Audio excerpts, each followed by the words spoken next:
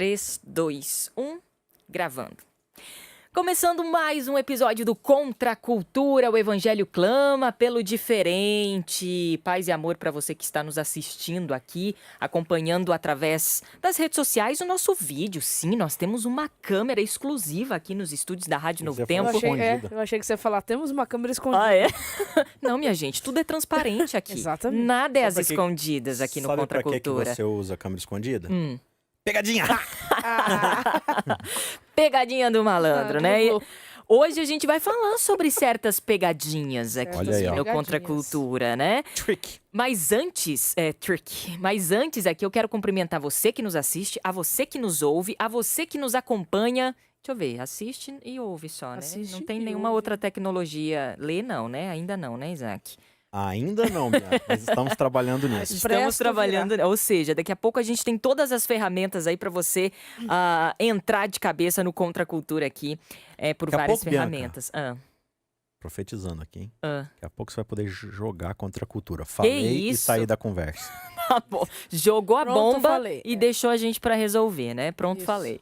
Maiara Costa, tudo bem? Tudo bem, Bia. Beleza pura? Beleza pura. Então tá bom. Isaac Rezende, Tudo certo? esse que é fã das tretas. Fã das tretas. Ah, gente, vocês me pintam de um jeito que não sei se corresponde, não. Eu acho que eu treto mais que o Isaac. É verdade, Maiara é treteira. Eu não, eu sou da paz e do amor.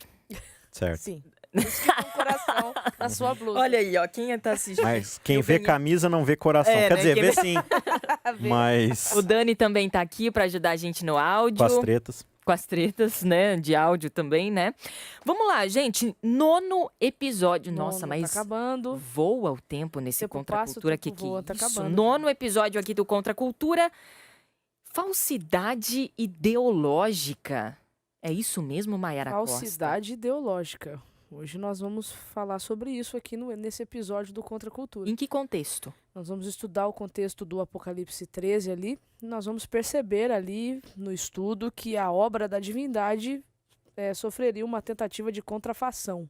Peraí, então, Falsificação. de falsificação. Vai vir alguém, uma força, um poder, eu não sei, e aí vai tentar imitar Deus, o Criador? Imitar Deus. Pegar a nas carteira de suas- identidade de Deus ali, E falsificada. fazer uma falsificação. Então o Pai seria falsificado, Cristo e o Espírito Santo também. Inclusive o guia de estudo aqui, ele traz que o principal engano de Satanás dentro desse conflito cósmico, ou a gente poderia chamar mais popularescamente de Guerra nas Estrelas, né? De Star Wars, Star Wars. é a ideia de que ele não existe. O que Deus não existe? Que Satanás que não existe. Satanás não existe. Então ele Bianca, uma pergunta isso é pra muito você, Bianca. interessante. É. Manda ver. Você acredita no diabo? Eu acredito no diabo. Eu não, ele é o pai da mentira. Pegadinha! Menino besta. Isaac, Fica aí a olha, primeira pegadinha. olha. Sem comentários pro Mas Isaac. essa questão de Satanás querer trazer esse grande engano da sua não existência é um truque de mestre. Mas olha, É uma jogada de mestre. eu sou cristã, disse que acredito no diabo, mas às vezes a gente se comporta como se a se gente não não acreditasse acreditasse no nele, diabo, exatamente. né? Uma pessoa que sim arquiteta Sim, é o uma- mal, que está Sim. ali pra fazer maldade. É um ser real. A gente não acredita. Uhum. A gente A gente- acredita mais que é uma forcinha, uma vozinha. Ou é a filosofia para representar maldade no ser humano, é mais a materialização que a gente faz do ser humano como sendo mal, então a gente projeta tudo numa força mística. Agora, claro, isso não isenta a gente da responsabilidade, a gente já discutiu aqui várias isso aí. vezes, né? Que o ser humano, ele tem a pendência natural para o mal desde a queda do Éden. Ou né? seja, nem tudo é culpa do diabo, né? Mas a Por gente mais pode que dizer muitos se incomodem com essa sua frase, sim. Diretamente, no sentido de, tipo assim, não, eu fiz isso, foi o diabo. Não, claro que o diabo implantou uma filosofia de vida, Sim. que é aquela filosofia que a gente tanto discute dentro do grande conflito, né? De que existe um jeito melhor de viver do que o jeito de Deus. Esse é o jeito babilônico, né? Então acaba tendo essa grande discussão, né? Quando diz lá em Apocalipse que houve batalha no céu, né? Peleja, ali é de debate de ideias, né? Então, essa grande característica de Satanás é de tentar enganar o ser humano, dizendo assim, olha, tem um jeito melhor de viver do que aquele que Deus propôs, onde você pode ser o seu próprio Deus, né? Você Foi pode debate ser- de ideias? Sim, principalmente Eu sim. fico imaginando sabres de luz. Então, Se espadinhas e teve tudo guerra mais. física ou se não teve, ou whatever. que eu acho bem difícil de ser, porque não seria uma batalha muito justa. Mas enfim. Enfim. Ok. Desculpa, foi só um delay. Esse Mas só mas foi a um palavra lá, momento. peleia, usada para batalha, ela dá a entender a ideia de debate. De ideologia. Ideologia. Ah, agradeço, isso já Entendeu? me Se isso tirou gerou um peso conflito- dos ombros. Se isso gerou um conflito físico ou não, não cabe aqui pra gente ficar especulando. Mas a grande guerra, né, que tá Aham. acontecendo não é simplesmente, né, Sim. os raios de luz e tudo mais, aquelas naves espaciais, mas sim Satanás tentando colocar. Porque, veja só, é até interessante a gente falar isso dentro da ideia aqui do engano, né? Existe até um trilema colocado, né, dentro da filosofia. Se Deus ele é bom e poderoso, então ele é mentiroso. Se Deus ele é bom e verdadeiro, então ele não é poderoso. Entendeu? Se Deus ele é poderoso e verdadeiro, então ele não é bom. Por quê? Porque como é que Deus é poderoso, sabe de todas as coisas, né? Ele conhece toda a verdade e ele pode fazer o que ele quiser e ele não acaba com o mal. Porque Deus tem poder para acabar com o mal? Tem. Uhum. Mas por que ele não acaba com o mal? Porque o mal não é algo físico, o mal é uma ideia. E uma ideia você não destrói aniquilando fisicamente. Uma ideia você destrói provando que ela está errada. Então veja, Satanás chega e fala assim, ó, Deus é autoritário, ele manda e a gente tem que obedecer porque senão a gente vai ser destruído. Aí Deus vira e fala assim, você está errado, Satanás, seja destruído. Os anjos vão pensar o quê? Deus, Contrário. Pior que Satanás estava certo, viu? Ele foi debater, Deus destruiu ele. Então Deus ele precisa deixar que o mal se desenvolva para mostrar o quanto o mal é errado, prejudicial. E essa é a ideia do grande conflito. Então Satanás ele está tentando mostrar, e uma das suas principais estratégias é essa.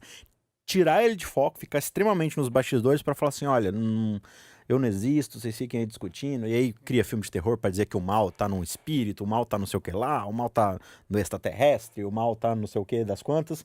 Menos realmente em alguém que está arquitetando um plano ideológico de acabar com a raça humana, de tentar dominar o reino de Deus para si mesmo, né? Exatamente. Inclusive, esse é o objetivo de Satanás, mostrar o quanto Deus é injusto, o quanto, na verdade, você é o seu Deus, você pode escolher o que você sabe, o que você entende, o que você sente é melhor do que o plano dele. E, inclusive, já começa... Os enganos começam aí nessa ideia, nessa implementação dessa ideia, e aí essa ideia vira um comportamento, que vira um estilo de vida e vira uma bola de neve, assim como aconteceu no Éden, por exemplo, né? Ele implantou uma exatamente. ideia ali e ela agiu, e depois daquilo, a forminha, como o Isaac diz, né? Já teve um defeitinho ali, todo mundo que nasceu depois veio com esse vírus. Eu Né? acho legal citar o Éden, porque lá no Éden a gente já encontra Satanás não aparecendo como é. Com essa falsidade ideológica. Mas é um malandrinho. Ele já apareceu disfarçado, né? Isso na minha cabeça assim, eu posso estar errado no que eu vou falar agora, se eu tiver. Eu tenho 3 pessoas aqui para me corrigirem e mais os internautas depois para marretarem lá no caso, YouTube. uma, que é o Isaac. Eu e o Dani, a gente fica de fora, né?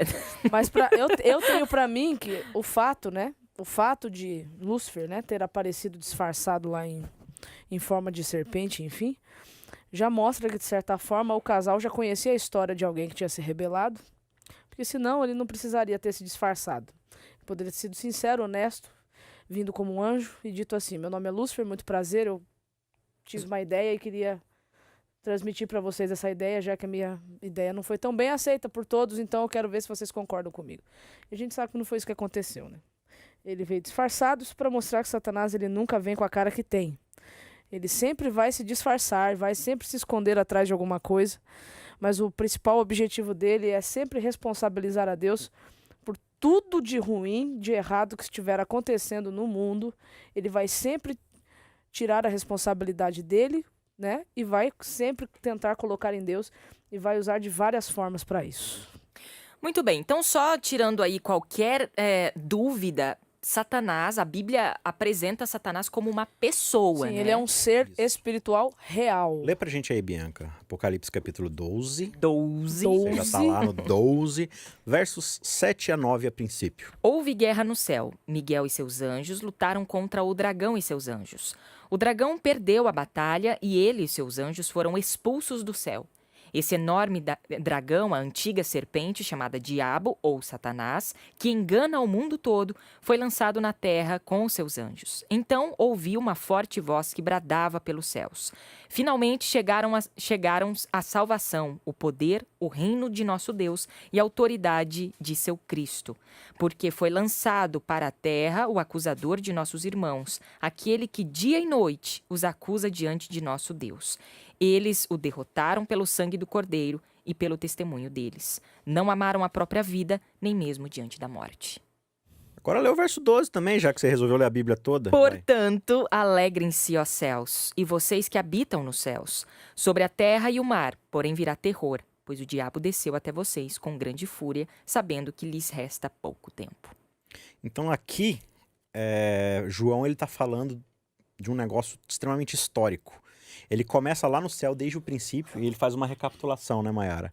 Dizendo que houve sim essa guerra no céu, lá no princípio de tudo, onde Miguel, juntamente com um pelotão de anjos, pelejaram contra ele. E aqui realmente dá essa ideia de guerra mesmo, né? Só que a gente não tem muito mais detalhes aqui, então a gente fica dentro dessa especulação. Agora, a ideia, no seu texto aqui fala, saiu para enganar. Na minha versão aqui diz que Satanás é o sedutor de todo mundo. Eu acho muito importante a gente usar essa expressão, sedutor. Porque Satanás ele não tenta chegar para você com uma mentira deslavada. Ele seduz a gente com a sua filosofia. E é exatamente isso que ele oferece para Eva, né? E nem tudo que ele diz ali é falso ali, entendeu? Eu acho que é uma mistura, né? Não, as melhores mentiras são aquelas baseadas em verdades, né? Então é isso exatamente que ele faz. Ele já começa falando, olha, é verdade que Deus te proibiu de fazer tudo? Não, imagina, eu tenho liberdade para fazer o que eu quiser, eu só não posso comer dessa árvore aí. Então, mas você sabe por quê, né? E aí começou a colocar. E aí vem a mesma filosofia que ele enganou todos os outros anjos. Então, Deus, ele não está disposto a compartilhar a glória dele com vocês. Então, ele não quer que você alcance seu pleno potencial. Então, ele fica submetendo vocês a esse subjugo, né? De estarem abaixo dele, porque ele sabe que o dia que vocês comerem isso daí, conhecerem o bem e o mal, aí vocês vão saber o que eles sabem, aí vocês vão estar à altura dele, né? Então, aqui ele oferece, e é isso que ele vem oferecendo para a humanidade desde sempre.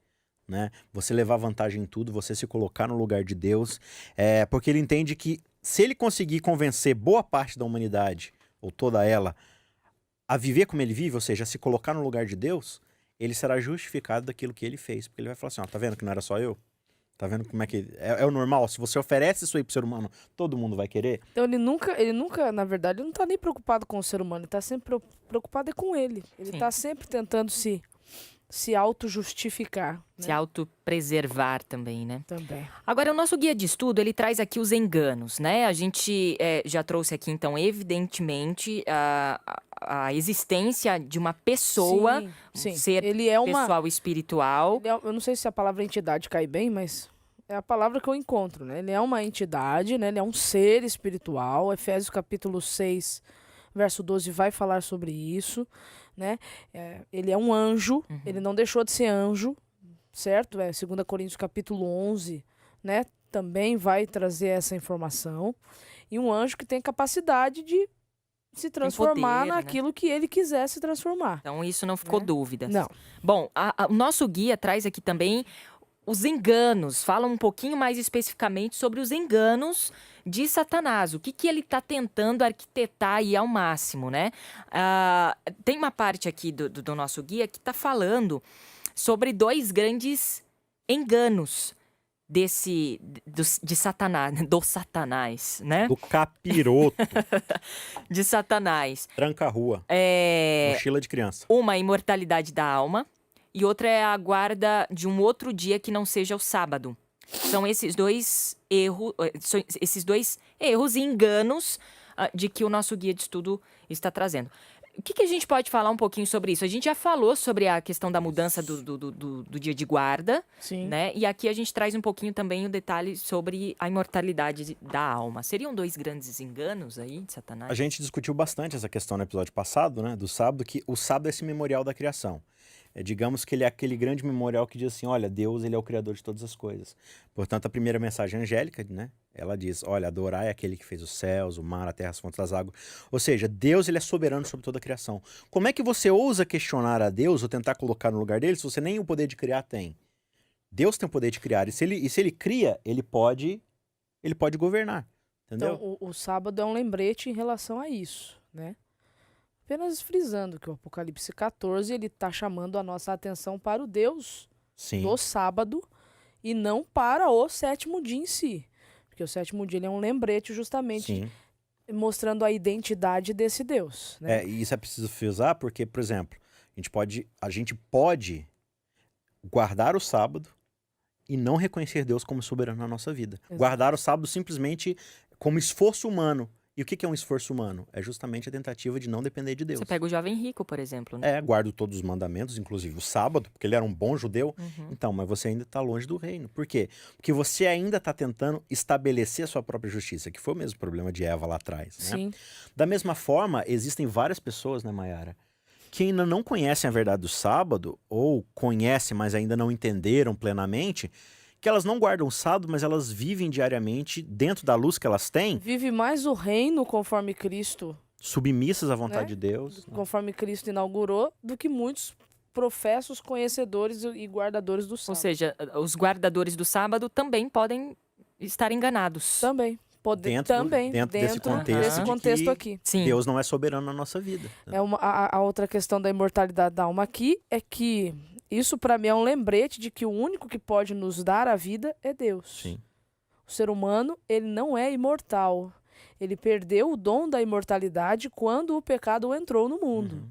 Então, se hoje alguém morre, pela Bíblia, esse alguém, ele permanece morto mesmo, de verdade morto, e ele só poderá retornar à vida quando Deus trouxer essa vida de volta para ele, que é no momento da ressurreição, que historicamente falando e profeticamente falando também ocorrerá quando Jesus Cristo retornar a esse planeta. E o que a Bíblia diz sobre essa ideia de imortalidade da alma? Isso é um engano, então? A Bíblia Isso traz é um isso pra engano. gente? Pode ser um engano perigoso ou não, né? Mas o grande perigo, talvez, né, de se acreditar numa alma imortal é que já que ao morrer, né, Você vai muitos pro acreditam céu. que vai para cima ou vai para baixo mesmo, enfim,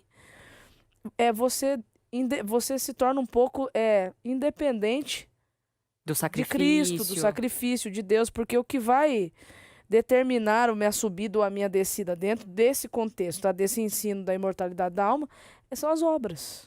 Uhum. Ou seja, se você foi bonzinho, Sim. vai pro céu. Se você foi mal, você vai pro Então, inferno. por exemplo, toda a teologia, ela acaba caindo cada vez mais em problema quanto mais ela se populariza, né? Então você tem ali uma linha protestante que entende a imortalidade da alma dentro do evangelho, da graça e tudo mais. Só que você acaba tendo muita dificuldade, porque aí quanto mais você vai se aprofundando nisso, muitas vezes as pessoas vão levando para um sistema de que, não, tudo bem eu não ter conseguido aqui, mas eu vou ter uma outra chance, porque, né, eu vou pagar penitência em relação a isso, eu vou para um purgatório, eu vou para um lugar onde eu posso, né, se eu não fui bom o suficiente, então eu posso compensar. Então, no fim das contas, a gente acaba do mesmo modo se distanciando de Deus, né? E aí você tem aí ainda mais extremo da ideia de reencarnação e de você, enfim. Mas é tudo baseado num forte sistema de penitência. Isso, né? entendeu? Agora, claro, a Bíblia não diz pra você que mortalidade da alma é errado. Ela não tem esse texto falando assim, olha, não é pra acreditar. Mas, por exemplo, ela fala pra você não consultar os mortos, essa coisa de tentar falar com os mortos, e feiticeiros, adivinhos, essa coisa toda. Agora, o restante realmente fica a cargo de uma interpretação bíblica. A Bíblia também fala né? sobre a morte como um sono, então a gente Não, o entende próprio que- Jesus falou isso, né? Uhum. Isso não são palavras dos adventistas do sétimo dia. Lá em João, capítulo 11, você vai encontrar Cristo fazendo a comparação da morte como sendo um sono. E o que ele quis dizer quando ele falou isso? E o que ele quis dizer é que não existe consciência na morte. Na morte, morreu, tá morto mesmo. Tá morto. Do pó você veio, pro Entendeu? pó você vai. Interrompeu a vida. E aí o próprio Jesus vai dizer que essa vida só pode ser devolvida por meio dele. Por isso que Então, ele diz. essa vida é tudo que a gente tem, né? Como diz lá em Hebreus, hoje, se ouvirdes a sua voz, não endureçais o vosso coração, né? O que a gente tem é essa vida para decidir se a gente quer se submeter à vontade de Deus como Criador na nossa vida ou não, né? E aí, ainda aliado ao sábado, Bianca, dentro dessa ideia de criação, você ainda tem uma contrafação muito grande que ela começa ali com Darwin, né? Que é a ideia da evolução. Quando você tira os pressupostos criacionistas de alguém poderoso que criou céu e terra e você fala assim, não, somos obra do acaso, aí surge aquela questão. Se nós somos obra do acaso, então a gente presta contas para quem? Para ninguém. entendeu? Então eu Então- posso viver a vida do jeito que eu bem entendo, Uhum. entendeu? Porque se eu tiver uma vida boa, a minha alma é imortal mesmo, ela não vai morrer. É. Então veja, qual que é a ideia qual que é a filosofia básica do evolucionismo? A sobrevivência do mais adaptado, Uhum. né? Daquele que tem mais Mais capacidade. forte sobrevive. É, então o forte dentro dessa ideia de capacitado, Sim, né? sim. Qual que é a principal filosofia do reino de Deus? A salvação é dos que não conseguem fazer nada. Dos Bem-aventurados fracotes, os filho. humildes. Então, né? o que o evolucionismo, de novo, traz para sua habilidade, para sua capacidade. Olha, você precisa fazer o que você precisa fazer para sobreviver, para adaptar. Jesus vai falar assim: olha, aquele que tenta salvar sua própria vida, você vai perder. É uma contrafação total, entendeu? Então, são filosofias que elas não conseguem bater. Agora, claro, não vamos entrar aqui em discussão de quais características dentro do evolucionismo que acontecem de verdade, que não são só uma filosofia. Isso aí é uma outra discussão. Mas dentro da questão filosófica do evolucionismo, ela acaba entrando como essa grande contrafação, porque ela tira de Deus de novo a questão de que ele é soberano sobre sua criação. Então cada um vive por conta própria. Então, gente vai tanto a tocando questão aqui. da observância de um outro dia que não seja, né? O sábado, a questão da teoria da Mortalidade, evolução, da imortalidade. Tudo isso visa tirar Deus Do trono. do trono, tira Deus da jogada e coloca o próprio ser humano em xeque. Agora, em a voga. gente que é cristão, tem essa base cristã, somos discípulos, ou pelo menos estamos tentando ser, a gente acredita numa trindade. A gente já falou isso em outros episódios, sobre a trindade e tal, como é essa dinâmica da trindade, né? Falamos até sobre o amor e tudo. A gente acredita em Deus Pai, Deus Filho e Deus Espírito Santo. Aí o nosso guia de estudo está dizendo aqui, a gente citou isso rapidamente na introdução desse nosso episódio, de que Satanás vai tentar falsear essa trindade. Vai. Como é que isso vai rolar, Olha meu? como é ardiloso o tranca-rua. Tranca a rua. Olha como é audacioso o Satanás. Bianca, lê pra gente aí, pra gente começar.